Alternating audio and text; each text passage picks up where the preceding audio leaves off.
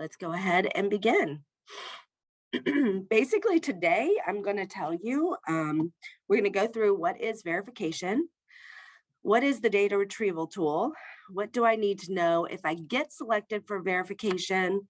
We're going to go through tons of facts, who I send the information to, you've completed it, now what, and then who do I contact. There is quite a bit of information in this webinar. And my contact information will be at the end of the webinar, as well as the Office of Financial Aid. If you guys have any questions, please enter them in the chat. And then once I am finished with my part on the webinar, then we'll answer some questions. So basically, what is verification? So FAFSA selects students for verification. Schools normally do not select students for verification unless there may be some kind of an error on FAFSA, and we need to check it out, but it does not happen very often at all. It's used to make sure that the household and financial data on FAFSA is correct.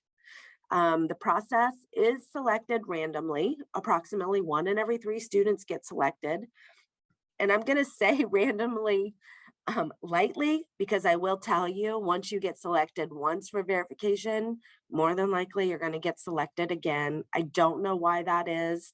I wish that wasn't the way it was, but unfortunately it does happen. The process is intended to improve the accuracy of information submitted on FAFSA. FAFSA is a little beast. I mean, you can make some easy mistakes on there and not even know it.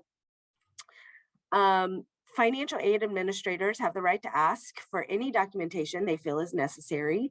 If the family refuses to supply documentation, the college cannot grant federal student aid to the student. So that would be their student loans or any grants that they may be eligible for.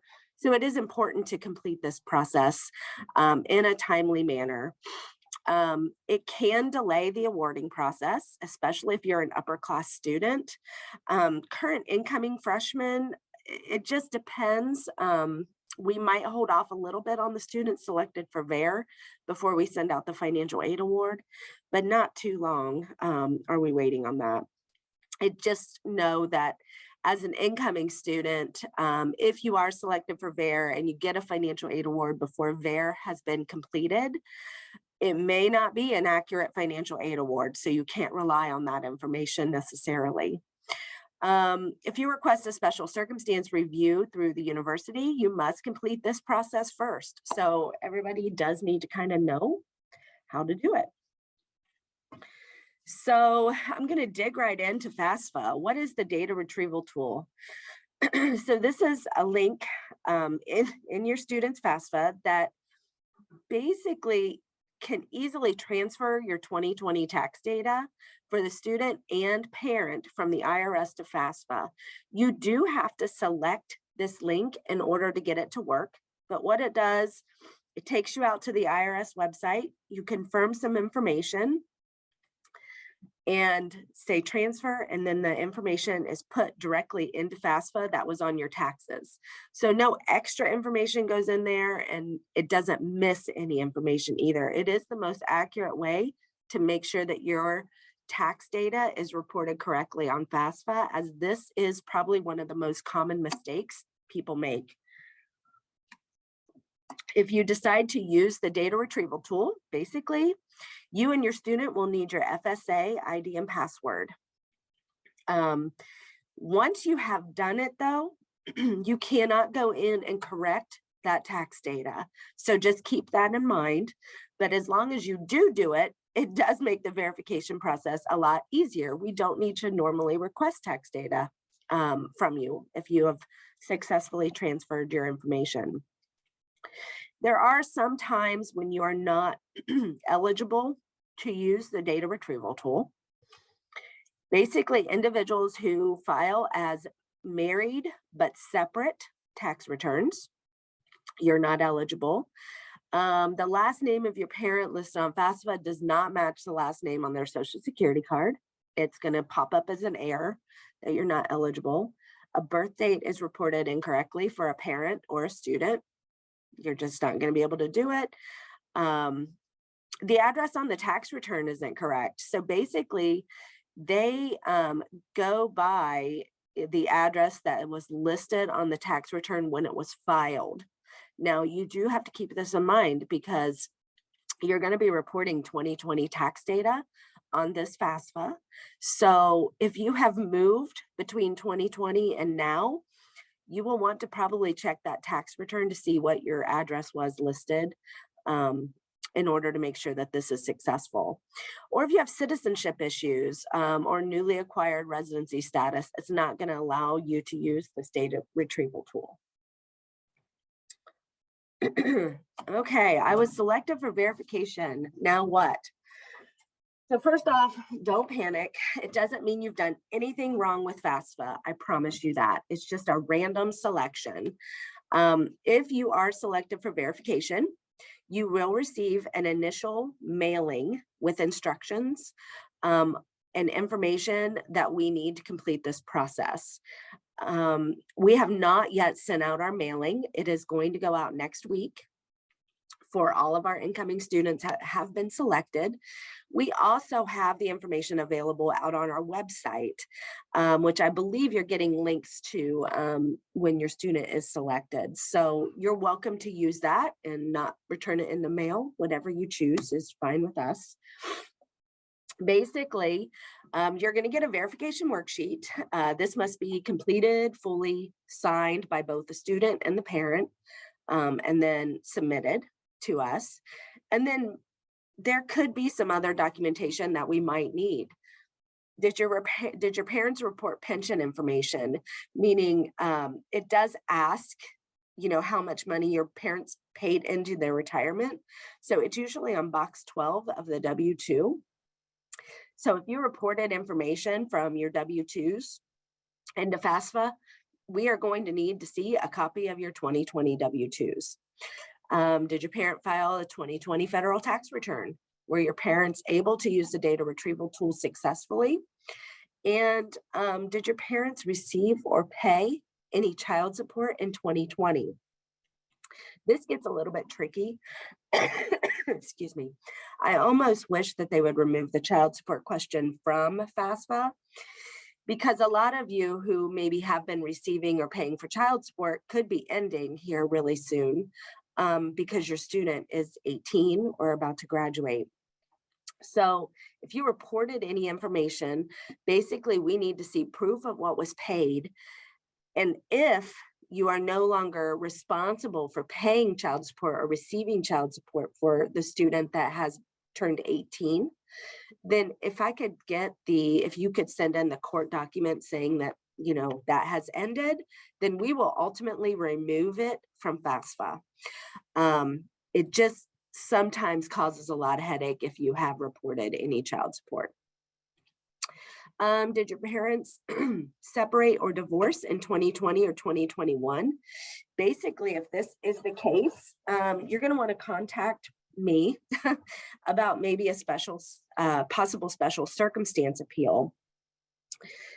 We can remove one of the parents' tax data from FAFSA manually. I mean, we would definitely need some documentation to go with it, but that is part of the special circumstance process, which is what I do here in our office.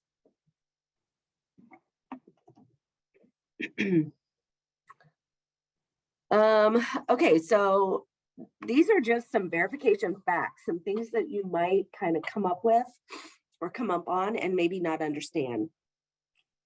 How do you know if you use the data retrieval tool correctly?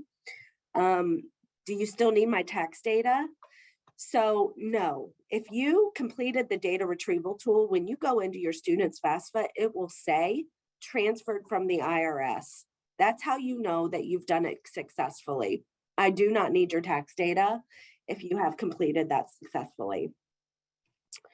Again, this is a common question. Are you sure you don't need my tax data? How do I know that it was successful? Go back into your student's FAFSA. If you see transferred from the IRS in your tax data where it should be appearing, you've done it successfully. So we're good. All we need back is that verification worksheet.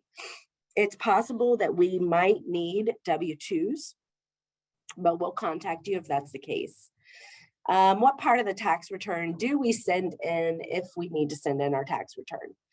So primarily, it's your 2020 federal 1040 tax return. I just need the 2 basic pages of the tax return and any schedules 1 through 6 if you were required to complete them. A lot of times there's only schedules 1 through 4 or 1 through 3. So whatever you had to file, you're going to send that in. Okay, this kind of is a big one. It doesn't pop up too often now that we are prior year. If your parent, what if your parent didn't file a 2020 tax return? So if your parent didn't file a 2020 return and they were not required to file a 2020 return for whatever reason, maybe they're on disability, Social Security, that kind of thing, they're going to need to get a verification of non-filing letter from the IRS. They can do it a couple different ways. They can do it online or they can call the IRS. I would kind of step on this pretty quickly if this is you, because it can take up to 6 weeks to get that verification and non-filing letter. Your parents filed as married, but they filled out separate tax returns. So I'm going to need basically signed copies of both parents' 2020 federal tax returns. You filed an extension with the IRS on your 2020 tax return. So you're just going to contact our office and submit proof of your extension. The FAFSA will remain in verification until everything is submitted. And your student's financial aid package will be delayed until we have received all information. That doesn't mean that they can't attend Wittenberg. It just means that you are going to show that your student has a pretty high balance until this is taken care of. There was a death in the immediate family during 2020 or 2021. You would contact me. That would be definitely a special circumstance appeal. You've misplaced your verification worksheet. So you can get another one from our website. All of our forms on our website are fillable forms, which means you can fill them out, sign them, and just submit them right like that. And then you're always welcome to email our office, financial-aid@wittenberg.edu, and we can email you a copy as well. Where do I send the documentation to? Our office. So it used to come directly to me, but right now we're going to have it go to financial-aid@wittenberg.edu. We will have a new employee in the office handling all verification. She starts in 2 weeks.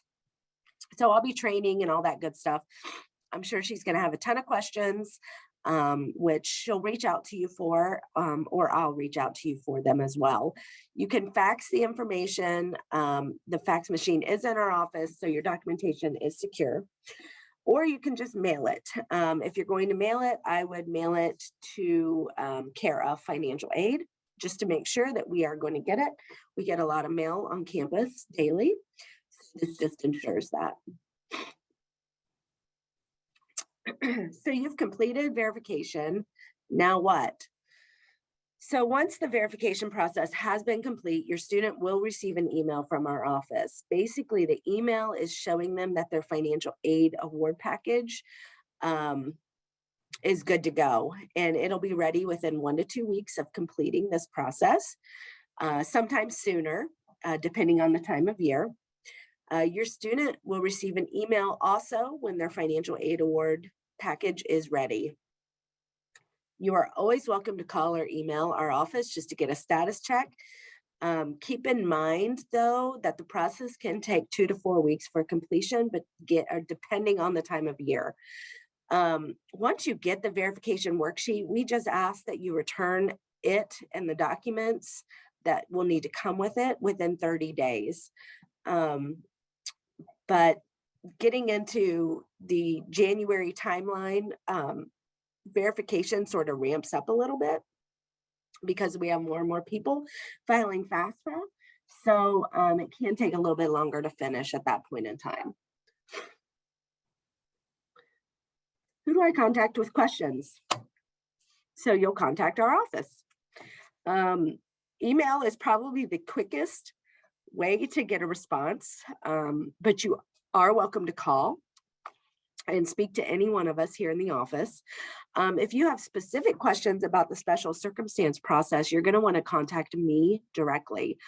Again, my name is Adria Flannery. So my email is just flannery@wittenberg.edu. Or you can call me.